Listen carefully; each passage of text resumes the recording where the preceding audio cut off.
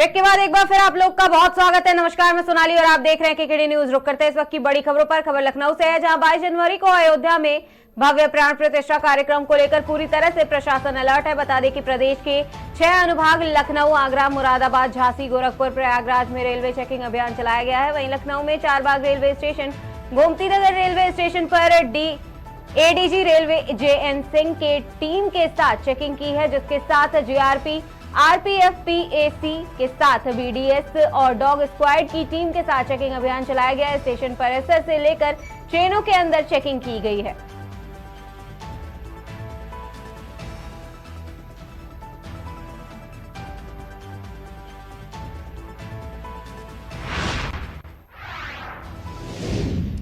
खबर लखनऊ से है, जहां लोकसभा चुनाव की तैयारियां जोरों पर हैं। इसको लेकर के पार्टी अपने अपने बयान दे रहे हैं। जी हां, आपको बता दें, हमने अपनी रिपोर्ट बनाकर अवैसी साहब को भेज दिया है, ऐसा भी कहा गया है। इसके साथ ही कहा है कि चुनाव लड़ेंगे, कितनी सीटों पर चुनाव लड़ेंगे ये राष्ट्रीय अध्यक्ष खुद तय करेंगे, जिसमें उत्तर प्रदेश में अभी AIMIM के गठबंधन पर कोई चर्चा नहीं हुई है। वहीं भारतीय जनता पार्टी को छोड़कर हम किसी से भी गठबंधन करने को तैयार हैं, जिसमें मोदी को हराने के लिए एक ताकतवर कैंडिडेट को उनके सामने खड़ा करना होगा। बहुजन समाज पार्टी के राष्ट्रीय अध्यक्ष कुमारी मायावती दलितों में अलग छाप रखती हैं, जिसमें मायावती का विजय आइडियोलॉजी क्लियर है। मायावती बेहतरीन मुख्यमंत्री साबित हुई थी। अगर मायावती को प्रधानमंत्री का दावेदार घोषित करके चुनाव लड़ा जाता है तो भविष्य में बेहतरीन प्रधानमंत्री साबित होंगी और सब सम्मान करते हैं मायावती, और प्रधानमंत्री का दावेदार मायावती जी को घोषित करना चाहिए।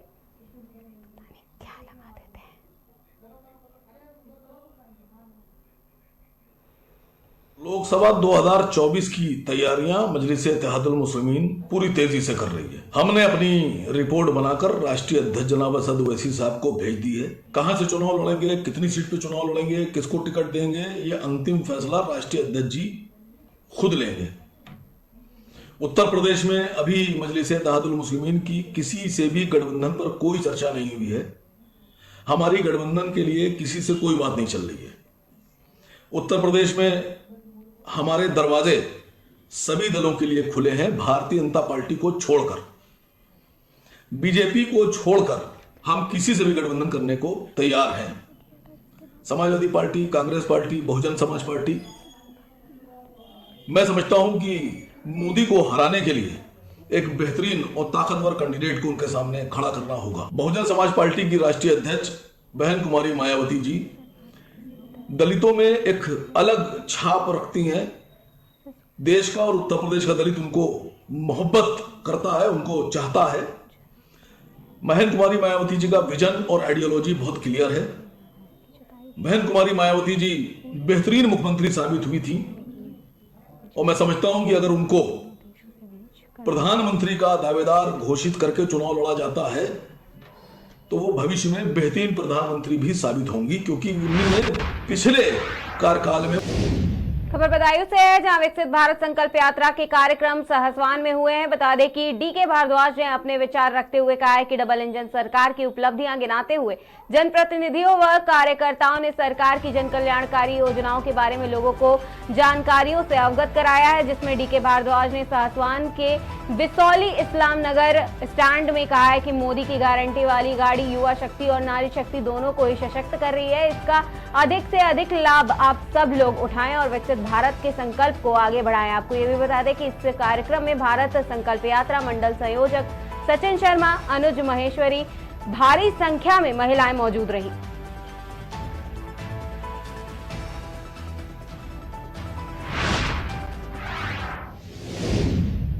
खबर सोनभद्र से है, जहां DBA चुनाव के अध्यक्ष, महामंत्री और कोषाध्यक्ष पद पर मुकाबला होगा। बता दें कि विभिन्न पदों के लिए 28 लोगों ने पर्चा दाखिल किया है। वहीं 20 पदाधिकारी अकेले पर्चा होने की वजह से निर्विरोध जाएंगे, जिसमें चुनाव सत्र 2023 और 24 के लिए अंतिम दिन अध्यक्ष पद पर 4 महामंत्री और कोषाध्यक्ष पद पर 2-2 प्रत्याशियों समेत विभिन्न पदों पर 28 लोगों ने पर्चा दाखिल किया है। इस दौरान कुल 29 लोगों ने पर्चा लिया था, लेकिन कोषाध्यक्ष पद पर एक पर्चा नहीं दाखिल किया गया। आपको ये भी बता दें कि मुख्य चुनाव अधिकारी सुरेश सिंह एडवोकेट व प्रदीप कुमार एडवोकेट ने चुनाव के नामांकन पत्र वितरण किए, इसके साथ ही जमा करने में भी सहयोग किया।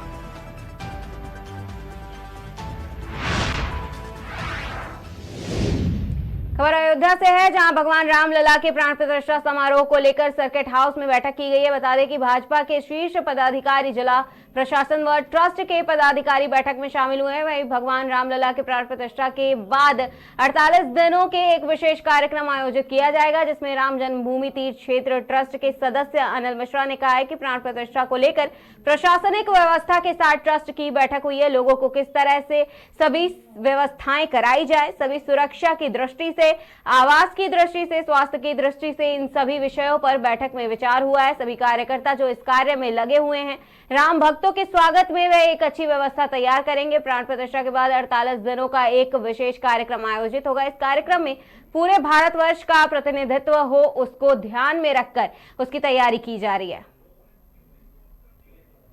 तारीख होने वाले प्राण प्रतिष्ठा कार्यक्रम को ध्यान में रख करके उत्तर प्रदेश की प्रशासनिक व्यवस्था और ट्रस्ट के साथ एक बैठक में कैसे आने वाले लोगों को सुगम व्यवस्थाएं उपलब्ध हो सकें, सुरक्षा की दृष्टि से, आवास की दृष्टि से, स्वास्थ्य की दृष्टि से, इन सभी विषयों पर विचार करने हेतु ये विचार विमर्श की बैठक चल रही है। निश्चित रूप से माननीय मुख्यमंत्री योगी आदित्यनाथ जी ने इसको ध्यान में रखकर कल यहाँ प्रवास किया था। सब अधिकारियों को निर्देश भी दिए होंगे, उसके अनुसार तैयारी के लिए बैठक है।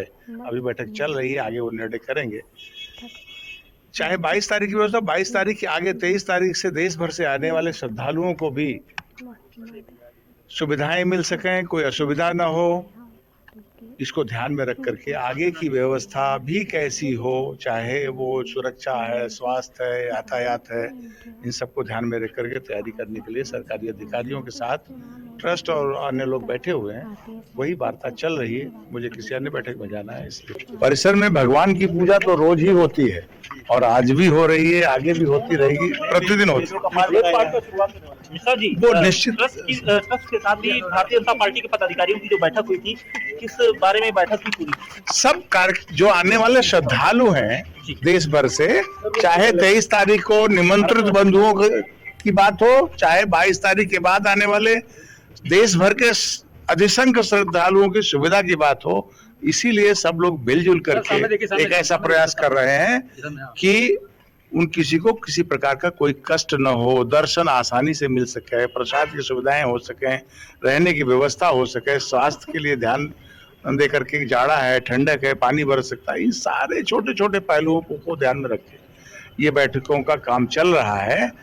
और निश्चित रूप से प्रशासन के साथ मिलकर के ट्रस्ट और सभी कार्यकर्ता जो इस काम में लगे हैं राम भक्तों के स्वागत में, वो एक अच्छी व्यवस्था तैयार करेंगे, ऐसा विश्वास। मिश्रा जी, एक सवाल था यही कि वेद पाठों का शुरुआत हुआ था, 121 वेद पाठ की बात की जा रही थी, कब से शुरू होगा उसके कार्यक्रम के बारे में जरा? वेद पाठ एक वर्ष से चल रहा है और अभी भी चल रहा है, आगे भी योजना पूर्वक चलेगा।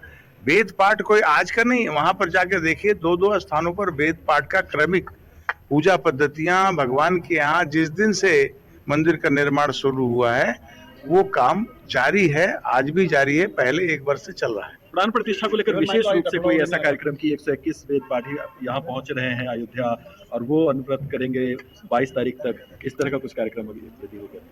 अभी प्राण प्रतिष्ठा के बाद 48 दिनों का एक विशेष कार्यक्रम, आप सबने उसको छापा भी है, प्रसारित भी किया है, वो यहाँ पर संपन्न होने वाला है। उसमें विभिन्न पूरे भारतवर्ष का प्रतिनिधित्व हो, इसको ध्यान में रख करके उसकी तैयारी की जा रही है। आपको शीघ्रातिशीघ्र उसके विषय में विवरण प्रस्तुत किया जाएगा।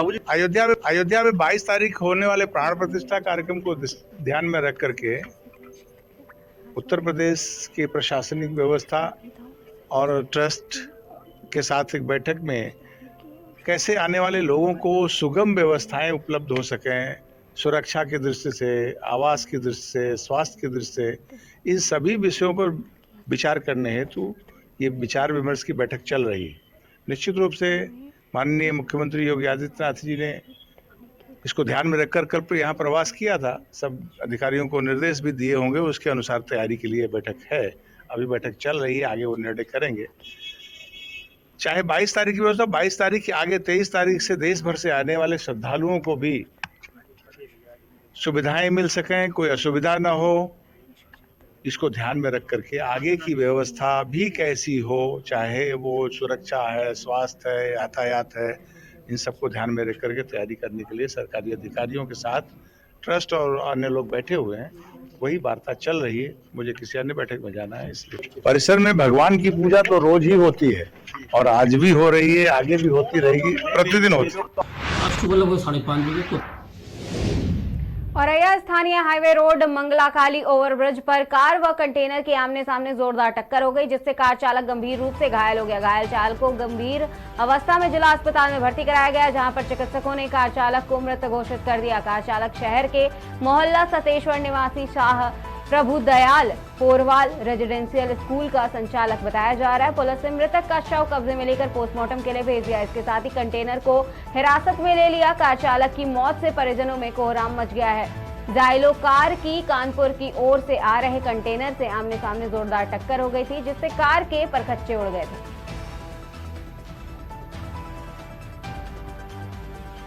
आज सुबह लगभग 5:30 बजे कोतवाली औरैया थाना अंतर्गत जालौन चौराहे के ओवरब्रिज पर एक जैलो चालक एवं कानपुर से आ रहे एक कंटेनर से आमने सामने टक्कर हो गया, जिसमें जैलो चालक घायल हो गया।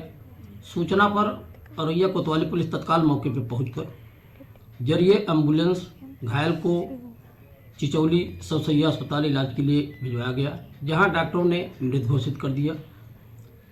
मृतक कोतवाली थाना अंतर्गत सेतेश्वर का रहने वाला है। इस संबंध में उसके परिजनों को सूचना दे दी गई है। शव का पंचायतनामा भर पोस्टमार्टम के लिए भेजा जा रहा है। कंटेनर को हिरासत में ले लिया गया है। अग्रिम विधिक कार्रवाई प्रचलित है। मौके पर शांत व्यवस्था कायम है। आज सुबह लगभग 5:30